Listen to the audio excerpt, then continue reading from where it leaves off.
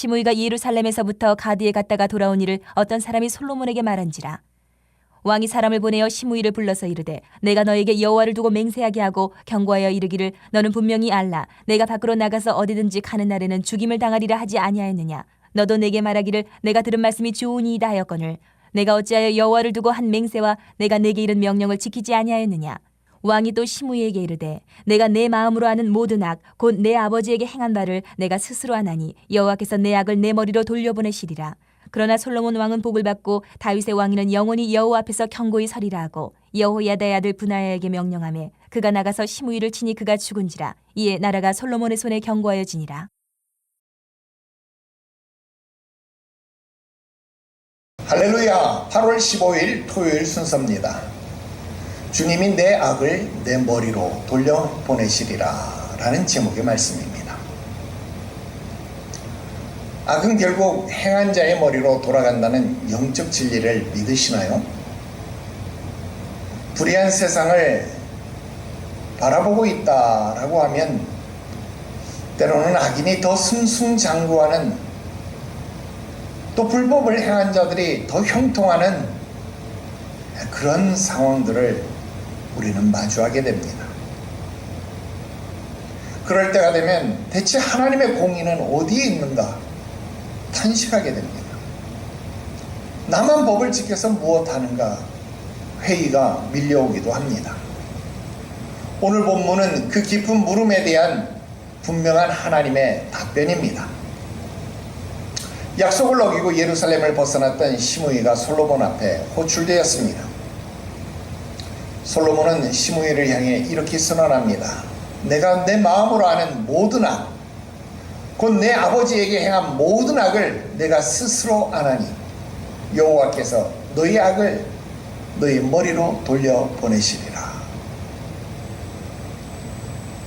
여러분, 악은 결코 유효기간이 지나거나 흐지부지 사라지지 않습니다. 하나님의 공의의 맷돌은 우리의 보기에 천천히 더디도는 것처럼 보일지라도 결국에는 모든 악을 완벽하게 심판하십니다. 오늘 본문은 역사를 주관하시는 하나님의 그 공의로우심을 뚜렷하게 보여주고 있습니다. 첫 번째로 악은 잊혀지지 않고 기억된다는 겁니다. 솔로몬은 시므이가 까맣게 잊고 싶었던 과거의 죄악을 일깨웁니다. 내가 내 아버지 다윗에게 행한 모든 악을 내 마음도 안다는 것입니다. 시므이는 다윗의 아들 압살롬의 반역을 피해서 피눈물을 흘리며 도망치고 있을 때 길가에서 돌을 던지고 먼지를 날리며 잔인하게 저주했던 자였습니다. 가장 약하고 비참할 때 그 가슴에 단돌을 단단하게 꽂았던 자였습니다. 비수를 꽂았던 자였습니다. 비록 다윗은 그 당시 그를 용서하고 살려주었지만 그것이 시므이가 행한 악 자체가 소멸된 것이 아님을 보여줍니다. 세월이 흐른다고 해서 하나님 앞에서의 죄악이 저절로 씻겨나가지 않는 겁니다. 하나님은 모든 것을 불꽃 같은 눈동자로 기억하고 계십니다. 그리고 때가 참에 그 악은 그것을 도모한 자의 머리로 정확하게 돌아가게 되는 겁니다. 악인이 당장 처벌받지 않고 형통해 보일지라도 공의의 하나님이 다 보고 계심을 기억하십시오. 두 번째로 하나님의 공의는 반드시 성취되는 겁니다. 44절 말씀에 여호와께서 내 악을 내 머리로 돌려보내시리라. 여러분, 이 선언은 한 인간 왕의 사사로운 복수가 아닙니다. 온 우주의 재판관이신 하나님의 공의가 마침내 역사 속에서 거룩하게 성취되는 순간입니다. 선포입니다.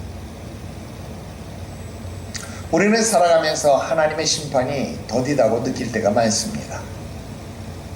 악한 자들이 오랫동안 권력을 누리고 형통하는 것처럼 보일 때 낙심하기도 합니다. 그러나 시므이가 다윗을 저주한 지 오랜 세월이 흘렀음에도 결국 그 악의 대가를 치러야 했던 것처럼 하나님의 공의는 반드시 그리고 정확하게 성취됩니다. 하나님의 시계는 우리의 조급함과 다를 뿐이지 단 1초의 오차도 없다라는 사실을 깨달으십시오. 하나님의 공의로운 시간표를 인내함으로 기다리는 것이 바로 성도의 참된 신앙생활입니다. 마지막 세 번째로 하나님의 공의 위에 나라가 견고해진다는 겁니다. 이에 나라가 솔로몬의 손에서 견고하여지니라 그렇게 기록했습니다. 이 한 구절은 열왕기상 1장과 2장의 거대한 서막을 마무리하는 웅장한 선언입니다. 하나님의 공의가 세워지고 악의 세력들이 정돈될 때, 정리될 때 비로소 하나님의 나라가 흔들리지 아니하고 반석 위에 견고히 설 수 있습니다. 악에 대한 심판은 단순히 두려운 사건이 아닙니다.